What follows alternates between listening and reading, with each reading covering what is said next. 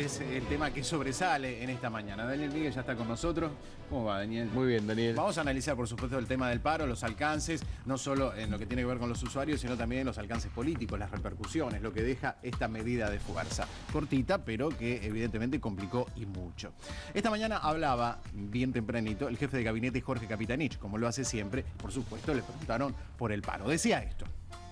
Y para garantizar mejor infraestructura, mejores condiciones de transporte, más seguridad vial y mejores condiciones de trabajo para los trabajadores es necesario tener recursos. Y en ese contexto la recaudación fiscal se destina en gran parte como contraparte del Tesoro para mecanismos de financiamiento y también como subsidio directo en el marco del presupuesto. El Estado hace un esfuerzo significativo, ha hecho un esfuerzo sin precedente en los últimos 50 años y el gobierno también apela a la comprensión de todos, porque nosotros entendemos también que ellos han tenido no solamente el aporte en materia salarial en recuperación del poder adquisitivo, sino en mejora de las condiciones de trabajo. Todo no se puede y es necesario que esto también lo comprendan en esta instancia y en este año 2014. Esperemos nosotros que exista una restitución pronta de los servicios, tanto del transporte urbano de pasajeros en materia de ómnibus, como también de corta, larga distancia, todo el sistema de aeronavegación y por supuesto también el sistema ferroviario. En ese sentido debemos entender que el sistema de transporte público altamente subsidiado por el Estado con el objeto de garantizar el ingreso disponible de los trabajadores, cuando existe una medida de fuerza de esta naturaleza, los principales perjudicados son los trabajadores. Bueno, y es cierto lo que decía Capitanich, los principales perjudicados, porque desde temprano se veían largas colas, ¿no? La gente se arregló como pudo, el que tenía la posibilidad de alternativa de buscar el auto lo hizo, había mucho tránsito, pero el que no tenía esa posibilidad estaba horas y horas esperando que se restablezca todo. Claro, por un lado fue evidente que el tránsito de autos se incrementó notablemente. Mucha gente que tiene auto pero que va a trabajar en transporte público habitualmente, hoy apeló a su automóvil. Pero el grueso de la gente estuvo muy complicada, no tenía colectivos, no tenía trenes, subtes. Ahora se están normalizando, pero incluso quedan un par de líneas de subte todavía sin funcionar. Los trenes de a muy poquito van funcionando. Y el eje de este paro, que era de todo el transporte, se focalizó en el transporte público, porque camiones, que también nos afectaba el paro, se veían. Lo que no transportaban pasajeros no fueron tan rigurosos en el acatamiento del paro, que los sindicalistas dicen que no fue un paro, sino una asamblea. No apelaron a la figura del paro, pero se dio una paradoja, porque cuando le preguntaban a algunos sindicalistas, bueno, entonces a las 7 exactamente se restituyen los servicios, dice, no, bueno, por ahí se demora un poco más porque la gente no pudo venir a la asamblea porque no tenía transporte. Claro.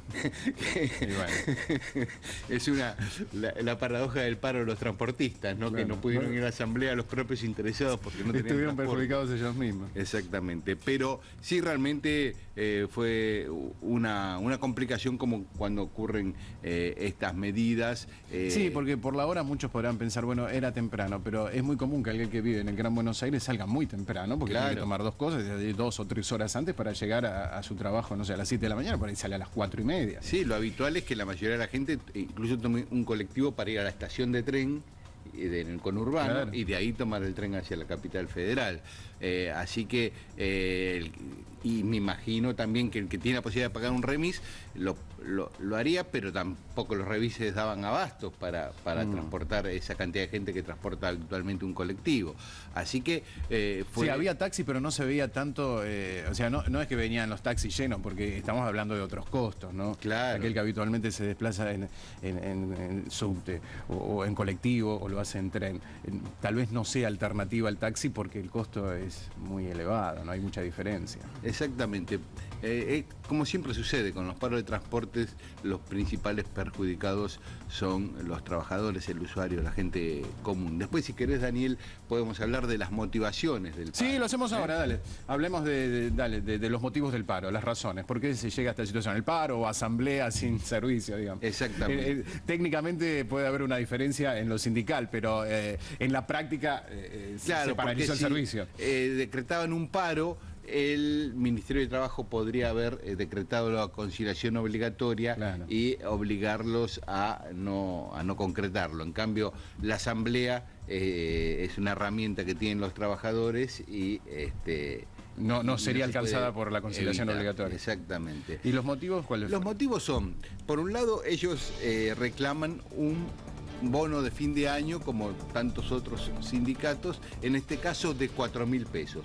Al margen de las paritarias, al margen del acuerdo salarial ya sellado en las convenciones colectivas de trabajo, querían 4.000 pesos de regalo extra, de bono de fin de año. El tema es que todos estos gremios tienen distintas patronales, no es que le reclaman a un solo empleador. En algunos casos el Estado, otro la Cámara de Claro. de Transporte Colectivo, los camioneros son otra cámara, los ferrocarriles que tienen algunos el Estado como patronal y otras empresas privadas. No está unificado, pero sí unificaron el reclamo. Y por otro lado, ya el tradicional reclamo de merma en el impuesto a las ganancias, porque como son los camioneros, los transportes de larga distancia sobre todo, los trabajadores de aerolíneas o de las líneas aéreas y los conductores de trenes tienen sueldos muy altos. Entonces, prácticamente a la gran mayoría los afecta el impuesto a la ganancia.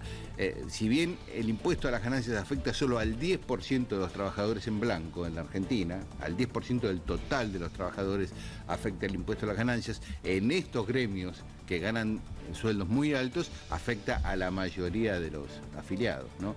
Entonces, es por supuesto un reclamo muy importante dentro de esos gremios, el del impuesto a las ganancias. El gobierno, por ahora ya lo... Sí, ya lo dijo la presidenta, cerró la puerta a alguna modificación, cerró, ¿no? Exactamente, porque...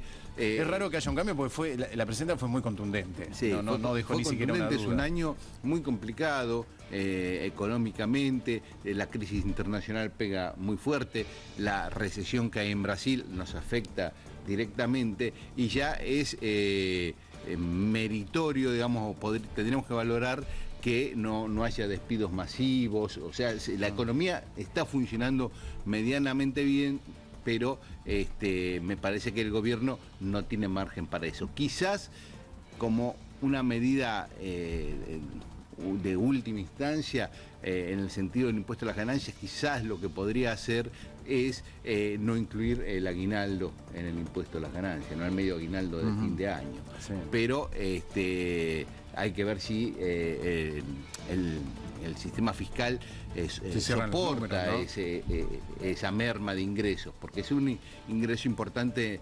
para el fisco y para el sistema impositivo, el impuesto a las ganancias. Pensá que ahora, por ejemplo, el gobierno decidió anticipar el pago de aguinaldo a los jubilados, sí, pensionados, antes de Navidad. Antes de Navidad. Eso ya es otro esfuerzo fiscal.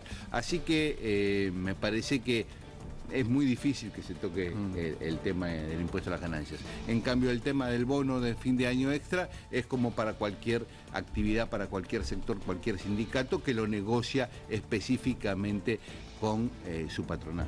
Bueno, quédate, Daniel, vamos a seguir hablando un poquito de esto y de otras cuestiones políticas que hay en la mañana. No te vayas, también está el Superclásico. Vamos